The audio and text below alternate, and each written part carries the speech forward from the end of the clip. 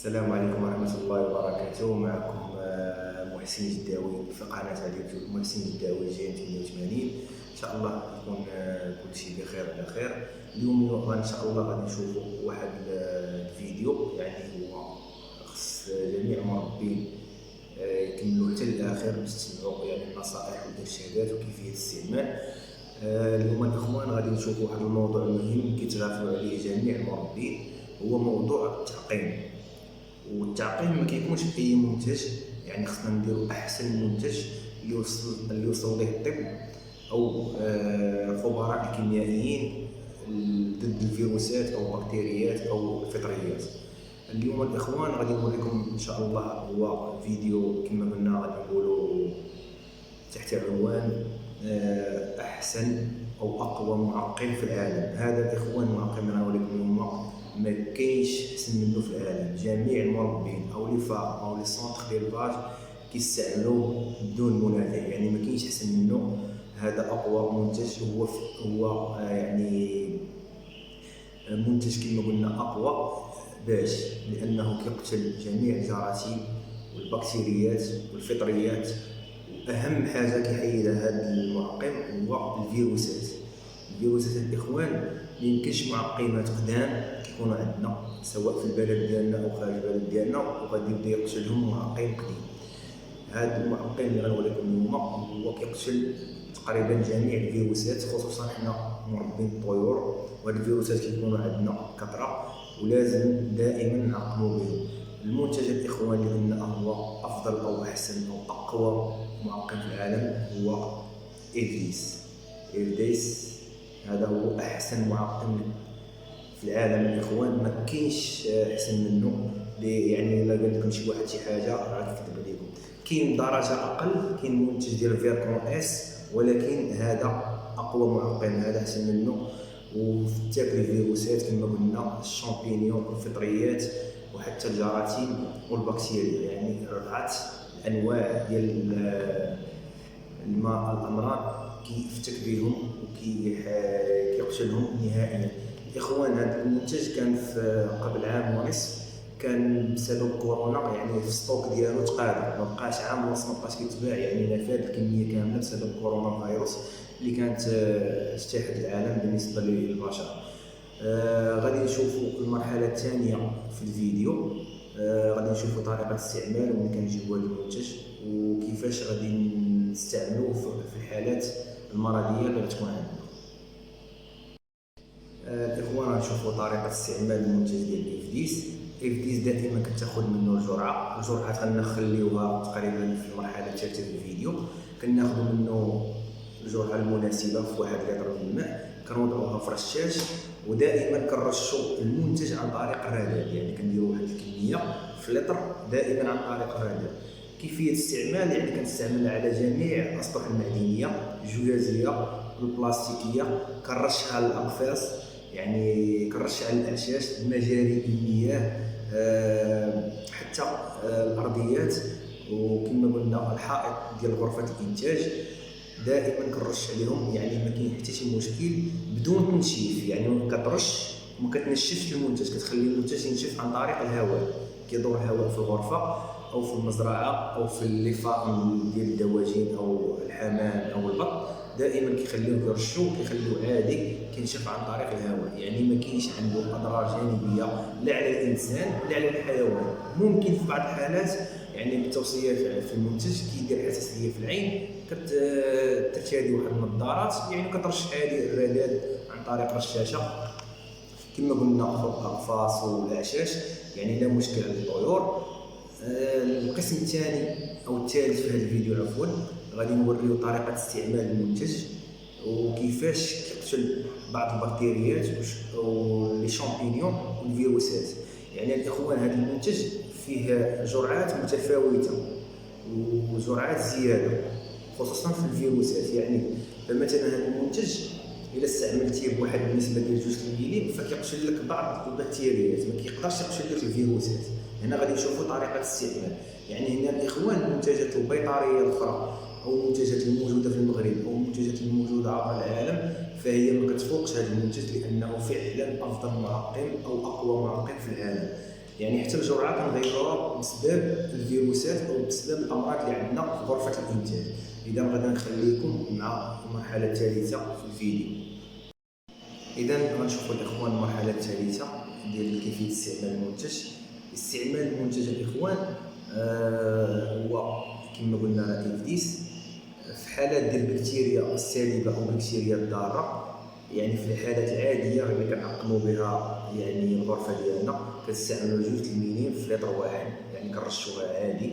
يعني البكتيريا الضاره كتموت اثناء 2 دقائق بسبب هذا المنتج. يعني البكتيريا الضاره والسالبه، البكتيريات العاديين كنديروا 2 المليم في لتر واحد. في حالات الفطريات او الخمائر كنستعملوا 4 مليم. يعني فاش كنشوفوا عندنا اعراض في الطيور ديالنا فيهم خمائر او فطريات، يعني خصوصا بالكونديدا كنستعملوا 4 مليم. يعني الكونديدا كتموت بسبب هذا المنتج في 15 دقيقه. بما في ذلك الاسبيرجيلوز كتختلف على الكونديدا، هي 30 دقيقه كتموت من بعد استعمال المنتج. ودائما تنظيف كنقولوا فوق الاعشاش والاقفاص. في حالات الفيروسات هنا الاخوان غادي تنتبهوا مزيان. في حالات الفيروسات كنستعملوا 8 ديال المليم في لتر واحد. في حالات الفيروسات 8 مليم في لتر واحد ديال المنتج. اذا الا كان عندك شي فيروس مثلا المولت فرينش يعني او بايلوما فيروس او بابوفا فيروس كتستعمل 8 مليم في اللتر الواحد. او بارفو فيروس كيجي لبعض الطيور من غير الطيور اللي كنربيو هنا، لكن كتستعمل 8 المليم. يعني كما قلت لكم في الاول هنا راه حتى المنتج كتختلف في الجرعه ديالو، من البكتيريا لي شامبينيون الجراثيم وحتى الفيروسات كيكونوا اقوى في التاكين. يعني كتستعمل 8 مليم كما قلنا. فاش يبدا يبان عندك يعني سقوط الريش لبعض يعني صغار الطيور في البادجي او في بعض نقوفه المنقار او طول المناقير او الاظافر ديال الطيور، هنا كتكون عندك يعني عائله بابوفا فيروس. هنا كتحضر شويه، يعني ضروري كتوقف الانتاج وكتعقم.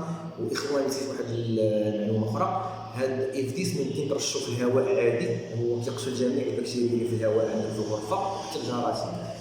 نكملوا على مستوى الفيروسات. هنا كما قلنا دائما تستعمل 8 مليم في اللتر الواحد، تعقم بها يعني الاقفاص والاعشاش، خصوصا فاش كيكون عندك المولت فرينش.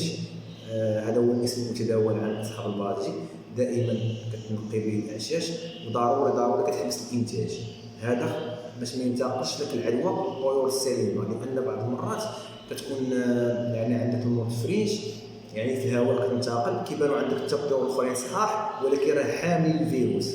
هنا غتطبق هادشي على كورونا فيروس اللي كاينه في البشر. يعني ممكن يبقى تكون واحد البشر هو صحيح لكن حامل الفيروس، كذلك الطيور. هنا دائما كتستعمل هذا المنتج باش تحبس به انتشار الفيروس عندك في غرفه الانتاج مع توقيف الانتاج ضروري. وهنا الاخوان راه عندنا للاسف موجه اخرى في المغرب، يعني بعض الطيور كنشوف الصور ديالها. يعني الانسان يحذر من عائله بابوفا فيروس او مولت فريش. للاسف دائما خصنا التعقيم.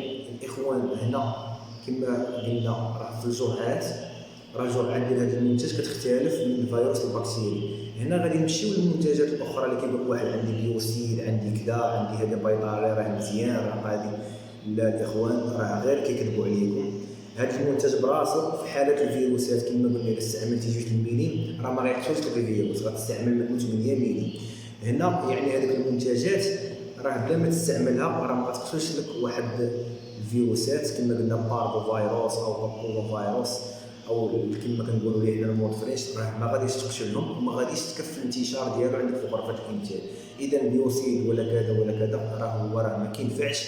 كاين منتج اللي ممكن ننصح به الا ما لقيتيش كاع هاد إفديس غادي تستعمل فيركون اس هو درجه اقل على هذا لكن حسن من جميع المنتجات الاخرى، هو احسن منهم لكن الاقوى كما قلنا راه هو هذا، ما كاينش احسن منه.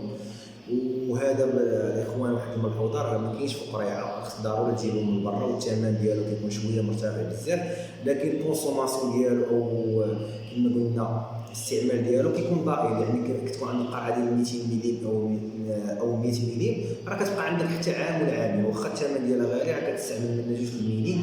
غير في حاله الفيروسات كما قلنا كتستعمل 8 مليين. اذا الاخوان هذا هو اقوى معقم في العالم، وكنتمنى يعني جميع المربين يستعملوه. المعقمات او المنتجات الاخرى راه ما كتنفعش الاخوان، حيت عندنا فيروسات جداد فعلا في الطيور ديالنا. راه كما كنشوفوا الان ظهور عند بعض مربين الحمام فيروس روتا فيروس اللي كان ادينو فيروس شحال هذه، دابا راه تطور الفيروس. كذلك حنا راه كيبانوا عندنا بعض الامراض اللي كتشوفها عند بعض الاخوان. ودائما كتحاول تستعمل هذه المعقمات. وعلى ذكر المعقمات يعني دائما راه الناس كتستعملها.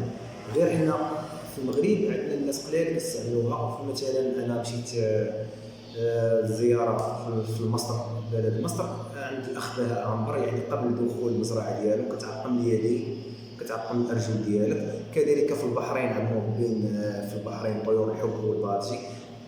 فاش كنت تما في الزياره ديالي راه كنا كنستعمل دائما المعقمات، يعني دائما كنرشح لك. هادشي عادي فاش كتدخل لغرفه الانتاج ديال اي واحد وكيكون عندك هذا، دائما كتخلطوا عندك في لتر ديال الماء، يعني فيما تدخل كتمسح به القفاز ديالك والاعشاش، فما عنده حتى شي اثار جانبيه او حساسيه للطيور او لك حتى انت البشر. يعني راه ماشي مشكل انك تستعمل هذا المنتج، المشكل هو ما يكونش عندك هذا المنتج باش تحد من الامراض. هذا هو المشكل الاخوان. كنتمنى هذا الفيديو يعني يكون مفيد لجميع المربين واستعمال المنتج. الاخوان واخا تلقاو صعوبه الان دابا مع ظروف كورونا باش تحصلوا على المنتج، لكن اللي عنده شي واحد يعني في الخارج او بعض الاصدقاء ممكن يطلب منه المنتج يجيبوا لي، يعني راه هو راه غير قاروره صغيره ممكن يحصل عليه. هذا راه ما كاينش زعما اشهار ولا شي حاجه في الطريقه ولا حتى بعض المحلات، راه ما كاينش في المغرب، خصك تجيبو من برا. كنتمنى تكون هذا الفيديو مفيد لجميع المربين. والسلام عليكم ورحمه الله وبركاته.